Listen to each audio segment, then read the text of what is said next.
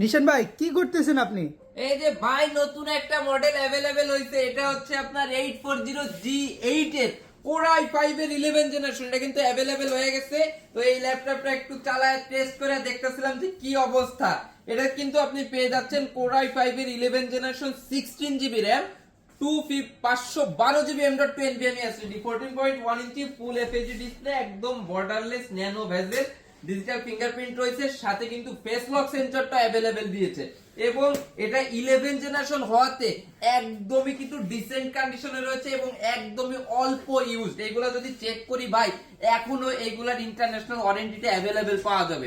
সবকিছু সহ এই ল্যাপটপটা ল্যাপটপ অলবিডি থেকে পারচেজ করে নিতে পারবেন একদম স্পেশাল ডিসকাউন্ট প্রাইস 50,000 না জান আরো 1,000 কম, শুধুমাত্র 49,000 টাকায় পেয়ে যাবেন ল্যাপটপ অলবিডিতে Core i5 এর 11 জেনারেশন 840G8 এর এই ডিসেন্ট কন্ডিশনের